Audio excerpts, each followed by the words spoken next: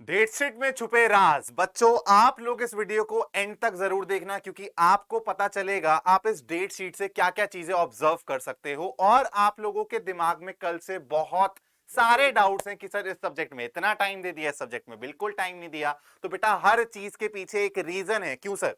बिल्कुल बिल्कुल, बात तो हम यही कहेंगे। तो हम पहले सीधे चलते हैं डेट शीट पर। हाँ और डेट शीट आपको पता है कि ये रहे आपके सब्जेक्ट और ये रहे उस दिन एग्जाम, हाँ, है ना? आपको तो मेन हाँ, एग्जाम की डेट्स यहाँ पे लिखी हुई दिख रही हैं। सबसे पहले तो सर बच्चों को मैं ये बता दूं कि तुम्हें बिल्कुल जो लगता है ना कि तुम्हारे लैंग्वेज सब्जेक्ट पहले हो गए, मेन सब्जेक्ट बाद में हो गए, मैथ्स और साइंस, तो बेटा हमेशा से जब मैं पढ़ता था तो भी ऐसी डेट शीट आती थी, मेरे में जब भी। सर पढ़ते होंगे तो भी ऐसी डेट शीट मेरा आती तो थी। पहला पेपर ही इंग्लिश का हाँ, था। लैंग्वेज सब्जेक्ट पहले होते हैं और मेन सब्जेक्ट बाद में होते हैं, यही पैटर्न ऑब्जर्व किया जाता है हमेशा सीबीएसई की डेट शीट में। अब सर इन बच्चों को ये बताओ, इन लोगों को ये लग रहा है कि सर इतना ज्यादा गैप दे दिया इसमें, और हिंदी में सर बिल्कुल गैप नहीं दिया। तो ये बच्चे कंफ्यूज हो गए हैं कि कैसे स्ट्रैटेजी कैसे बनाए, इतना टाइम सोशल साइंस के लिए और इतना कम टाइम हिंदी के लिए, इतना कम बिल्कुल टाइम मैथ्स के लिए। बिल्कुल। तो हाँ, बच्चों देख रहे हो, आप साइंस का पेपर 4 मार्च को है और इसके बाद सोशल साइंस सीधे 15 मार्च को है। तो क्या 4 मार्च के बाद 5 से लेकर 14 मार्च तक केवल आपको सोशल साइंस पढ़ना है? नहीं, यही तो खेल है। क्यों समझो, गगन सर? समझो बेटा, समझो। सबसे पहले तो सर मैं इन लोगों को बता रीजन, दूं। हाँ, पहले तो रीजन होना हाँ, चाहिए इतना सबसे बड़ा गैप क्यों है? क्यों है? होली है। होली है। ठीक है। और इसमें आपको सिर्फ एसएसटी पे फोकस नहीं करना है, बिल्कुल। आपको अपनी हिंदी भी रिवाइज करनी है, आपको थोड़ी सी मैथ्स भी लगानी है।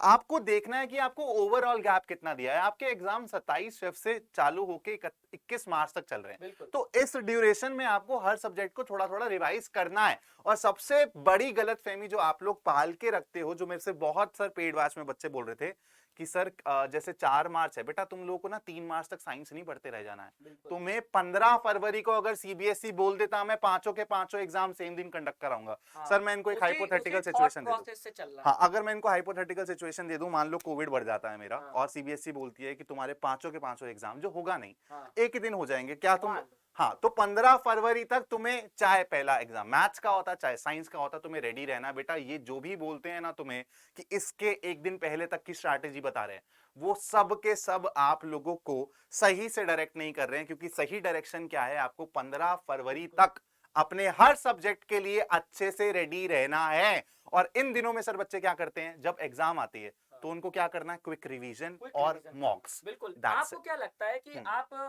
22-23 फरवरी से आप क्या रिवीजन करोगे सारे सब्जेक्ट? आप तो हाँ, इंग्लिश पढ़ने बैठ जाओगे, हाँ, फिर खत्म होगा तो साइंस।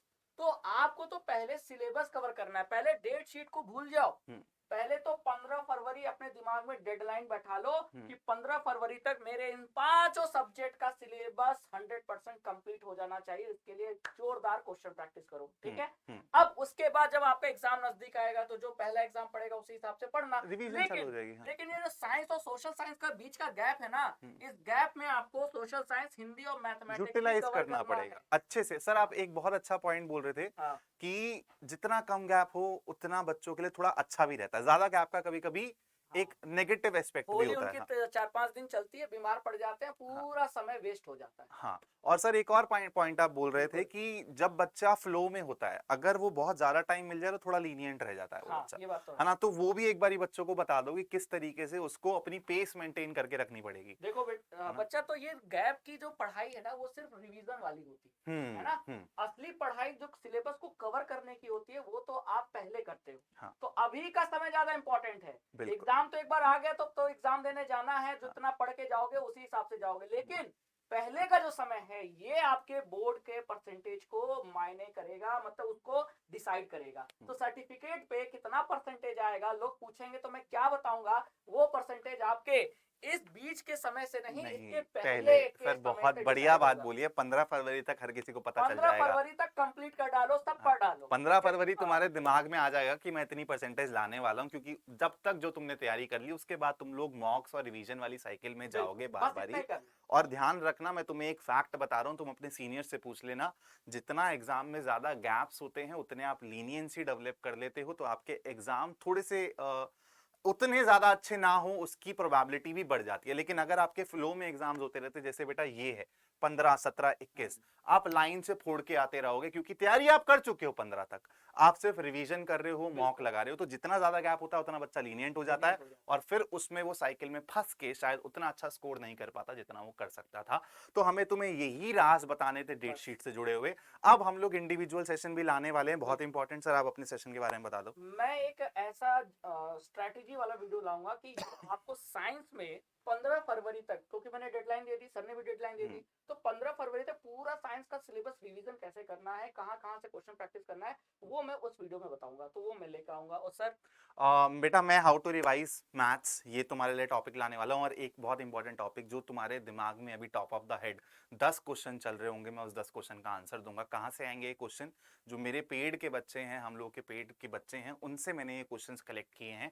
आज ही इस सेशन को आपको देखने को मिल जाएगा इस चैनल पर। बाकी आपकी जो भी क्वेरीज हैं इस वीडियो के कमेंट बॉक्स में जरूर डालो, हम लोग पर्सनली रिवर्ट करेंगे। बिल्कुल, तो कमेंट करें, वीडियो अच्छा लगा तो लाइक करें, और अब 15 फरवरी की डेडलाइन से आप अपनी पढ़ाई जो आप कर रहे थे उसे और इनहेंस कर दीजिए, अपना समय और बढ़ा दीजिए पढ़ने में। भूख प्यास थोड़ी समय के लिए भूल जाइए। अब जो ये 1.5 महीना है ना, यही आपका क्लास 10 का परसेंटेज डिसाइड करने वाला है। एकदम झोंक दो अपना पूरा समय। चलो बच्चों, जय हिंद, मिलते हैं आपको अगली वीडियो में। Bye bye.